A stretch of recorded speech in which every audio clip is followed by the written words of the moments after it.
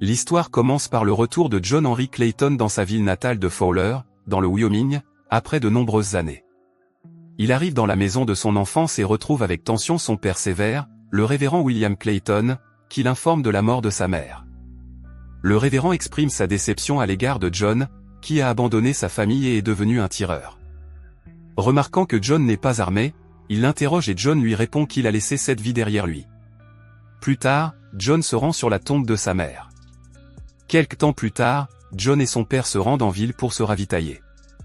Les habitants le reconnaissent à peine, mais le propriétaire du magasin, Monsieur Parsons, se souvient de John comme de l'homme parti à la guerre. Le père de John l'envoie chercher du cidre au saloon. Là, lorsque John dit qu'il est le fils du révérend, un voyou nommé Frank Tillman se moque de lui parce qu'il n'a pas d'armes. Frank se vante d'avoir tué 4 hommes, mais John ne reconnaît pas son nom. Un homme nommé Dave Turner intervient, chasse les voyous et John se souvient de lui. Dave félicite John d'avoir éliminé Big Jim Westfield des années plus tôt, mais John insiste sur le fait qu'il ne cherche pas les ennuis et s'en va. Le révérend Clayton explique qu'un riche homme d'affaires, James McCarthy, engage des hommes comme Frank et même des tireurs comme Dave pour harceler les fermiers locaux afin qu'ils vendent leurs terres pour l'expansion du chemin de fer. Plus tard, John est vu en train d'abattre des arbres pour défricher un champ sur leurs terres, ce que sa mère a toujours voulu qu'il fasse mais qui n'a jamais été réalisé. Le lendemain, John continue à défricher le champ pendant que son père se rend à l'église. Après l'office, les hommes de la ville se réunissent pour discuter de l'embauche de tireurs, puisque le shérif les a abandonnés pendant la nuit. Il leur dit qu'il a déjà envoyé un message au US Marshal pour demander de l'aide. Mais les habitants de la ville affirment que personne ne viendra. La loi ne s'est jamais intéressée à eux parce qu'ils sont pauvres. Pendant qu'ils travaillent, John reçoit la visite de son ancienne amoureuse, Mary Alice, qui a entendu parler de son retour. Elle a été mariée pendant 8 ans à un autre homme, Tom Watson, et a maintenant un fils. Elle avoue avoir attendu John, mais après des années sans nouvelles de lui, elle a déménagé. Pendant ce temps, en ville, Frank et sa bande prévoient de menacer Daniel Peterson pour qu'il vende ses terres. Cependant, Peterson se présente en ville et Frank le bête sauvagement devant tout le monde. John est témoin de l'agression et intervient calmement, demandant à Frank d'arrêter pour qu'il puisse ramener Peterson chez lui. Lorsque Frank le défie, lui demandant ce qu'il va faire, John répond simplement qu'il ne fera rien. Frank le laisse emmener Peterson et les habitants l'aident. Ce soir-là, au dîner, John semble perturbé par les événements de la journée. Il se confie sur son séjour à la guerre, s'interrogeant sur l'existence de Dieu après avoir vu mourir d'innombrables hommes bons et craignant Dieu. Son père, irrité, accuse John d'avoir choisi cette voie et d'être allé à la guerre pour tuer. Le lendemain, Dave, Frank et leur bande arrivent à la ferme de Peterson. Peterson se défend avec un fusil, mais Dave tente de le raisonner calmement, l'exhortant à penser à sa femme et à ses enfants s'il meurt. Peterson semble baisser sa garde, jusqu'à ce que Clyde, l'un des hommes de Frank, lui tire dessus de façon impulsive. Clyde se moque de Dave, lui demandant s'il a déjà tué quelqu'un ou s'il lui a simplement parlé. En réponse, Dave tire sur Clyde et défie les autres, mais personne n'ose parler. Après les funérailles de Peterson, les habitants envisagent d'offrir $200 à John pour qu'il les défende, mais le révérend William refuse fermement au nom de John, insistant sur le fait que ce dernier a laissé cette vie derrière lui. Pendant ce temps, Dave rencontre McCarthy pour discuter des actions de Clyde. McCarthy n'est pas inquiet. Il est satisfait et note que la veuve de Peterson et 2 autres familles ont accepté de vendre leurs terres. McCarthy fait l'éloge des méthodes agressives de Frank, mais dit qu'il a toujours besoin de Dave au cas où John déciderait de prendre les armes. De retour à la ferme, John continue de nettoyer le champ et se dispute vivement avec son père. John l'accuse d'être déçu que ce soit son frère William qui soit mort et non lui. Le révérend Clayton le nie et dit à John que ce n'est pas ce qu'il ressent. Ailleurs, Frank et sa bande tentent d'intimider Monsieur Chadwick à son domicile. Mais les habitants de la ville leur tendent une embuscade, tuant l'un des hommes de Frank. Les survivants, dont Frank blessé, s'enfuient. Réalisant que quelqu'un a dû divulguer leur plan, Frank soupçonne un traître parmi eux et exécute immédiatement l'un de ses hommes sur place.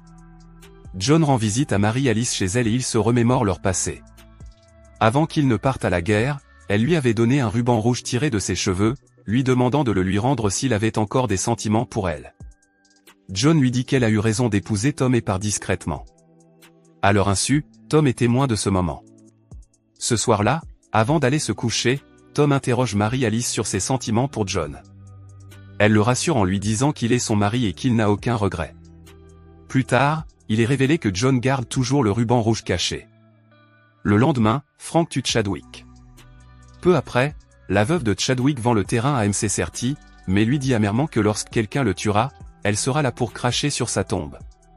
Pendant ce temps, John et son père sont en ville pour acheter des provisions lorsque Frank et sa bande débarquent et coupent la file d'attente.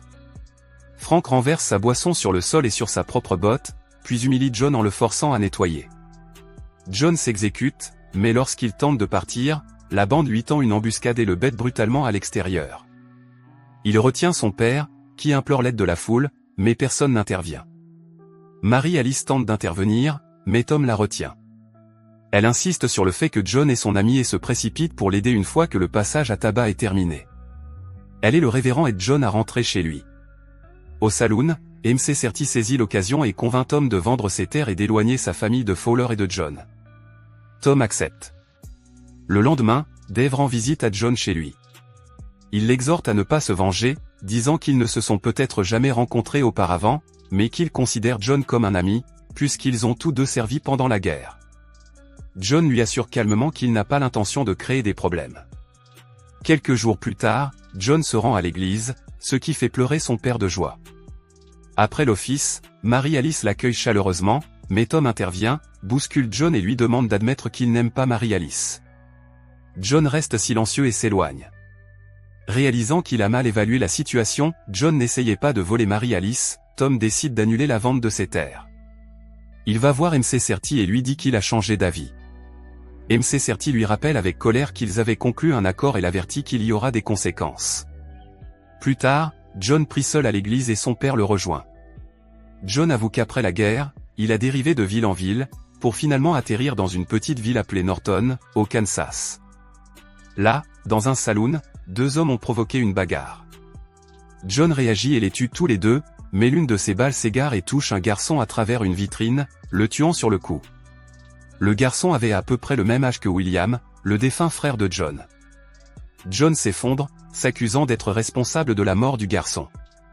Pendant ce temps, MC Certi et ses hommes rendent visite à Marie-Alice, l'informant qu'elle et sa famille n'ont plus que 32 heures devant elle, Tom ayant initialement accepté de vendre la terre. Désespérée, Marie-Alice demande de l'aide à John.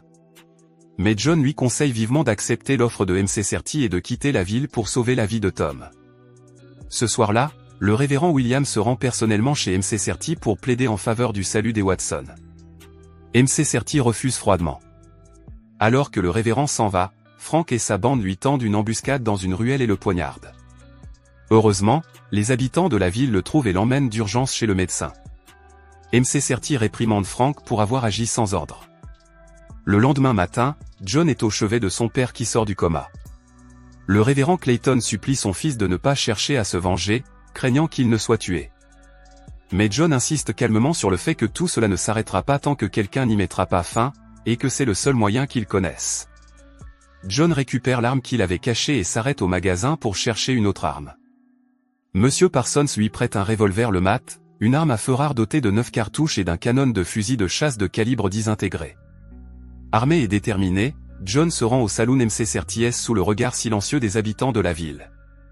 À l'intérieur, il demande calmement à voir Little Ned et le tue instantanément avec le lemat.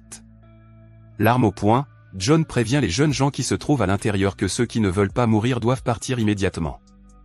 Ceux qui ne veulent pas se battre partent. Avec une précision mortelle, John tue les autres, n'épargnant que Frank, qui s'échappe à l'étage, pour être abattu d'une balle dans la tête quelques instants plus tard. En sortant du saloon, John est confronté à Dave. John lui demande de partir, mais Dave lui répond qu'il ne peut pas, que son emploi ne le lui permet pas. Les deux hommes se préparent à tirer.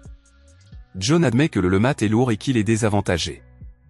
Il demande à Dave de le laisser retourner au saloon pour récupérer son Colt et Dave accepte. À l'intérieur, John récupère l'arme, mais au lieu de rentrer, il monte à l'étage pour affronter MC Certi. MC Certi fait nerveusement face à la fenêtre, l'arme à la main, mais il est trop lent. John lui tire dessus et le corps de MC Certi tombe par la fenêtre dans la rue. MC Certi mort, Dave n'est plus tenu par son devoir et baisse son arme, permettant à John de s'éloigner. Sachant que la nouvelle ne tardera pas à se répandre et que des chasseurs de primes ou des personnes en quête de gloire se mettront à sa recherche, John décide de quitter la ville. Un an plus tard, à la mort de Marie-Alice, John n'assiste pas aux funérailles, mais un ruban rouge délavé est retrouvé attaché à sa pierre tombale. Après la mort de son père, John n'est jamais revenu.